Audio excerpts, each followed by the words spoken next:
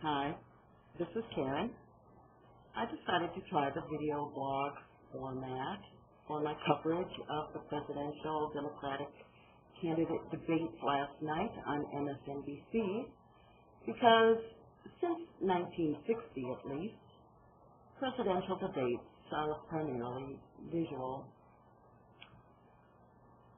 I'll be using my primitive camera, which will take all of my computer's memory, probably, because I don't have an ad agency or backers like an Obama girl.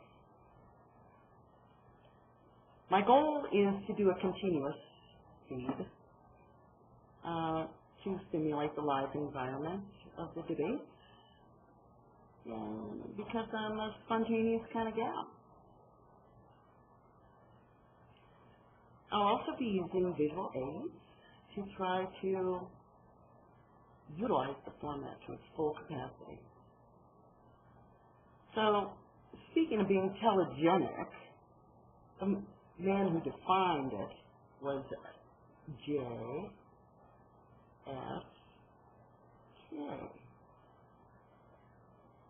What's that backwards? I'm sort of visually dyslexic. JFK is a god to Democrats, much as Reagan is deified by Republicans, and mostly because they photographed really well. Also, we have the cultural presidential memory of 2 generations at best. But, not if you were one of the early guys, maybe up to Lincoln. A couple of them got lost along the way, though, too, didn't they? Well, my format is going to be a separate blog for each candidate, analyzing them in 6 important qualities. First and foremost is makeup, which would also include demeanor, but really how you look is more important. And that will be ranked on a scale of 1 to 5. And for those Miss USA candidates out there, 1 is the lowest, and 5 is the best. So 5 would be JFK in 1960, and 1 would be Nixon.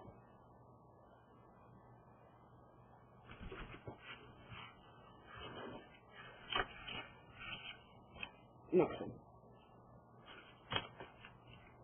So, would you excuse me for just 1 minute?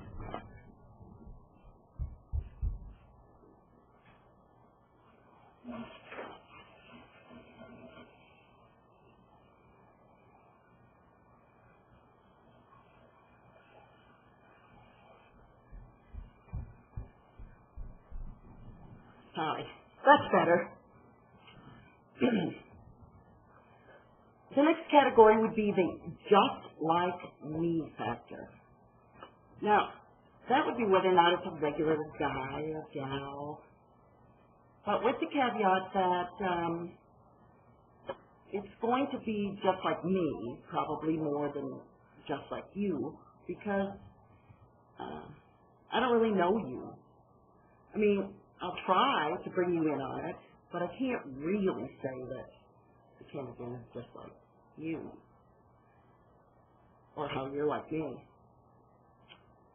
And then our next category will be positive message versus negative message. Now, slamming Bush has got nothing to do with this, because that's just a given. It's more, tough times ahead, buckle down, that sort of thing. Whereas the positive message would be, we can do it all together. The highest ranking, even including Republicans. The next category would be sound bite capability, and even including some memorable quotes. And there were some.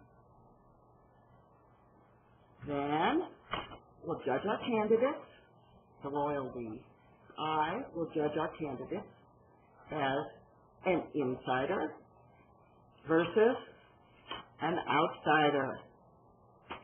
Now, an insider, wrong one, an insider would be somebody who's been on Capitol Hill so long that they probably couldn't hold a conversation with you over a cup of coffee.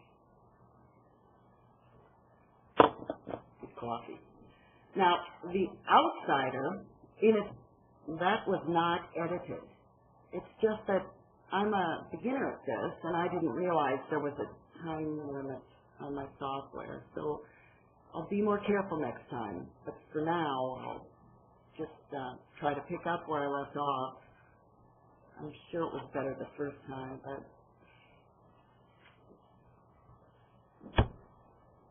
the outsider could be somebody that is so far out that you might wonder if they came from another universe. So being an insider or an outsider to the extreme could be bad either way, just like extremes in everyday life. My final category of judgment is what I like to call the Aretha Franklin measure. You know, R-E-S-P-E-C-T. Whether Tim Russert or the other candidates like or show respect for that opponent. First up on the next blog will be one of my personal favorites, who I think is vastly underreported, Bill Richardson, Governor of New Mexico.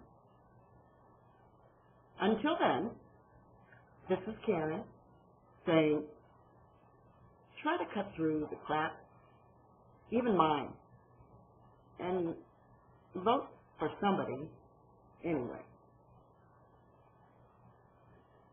So, you think I should do this in profile? Which is my best side? Can I get that chin thing going on?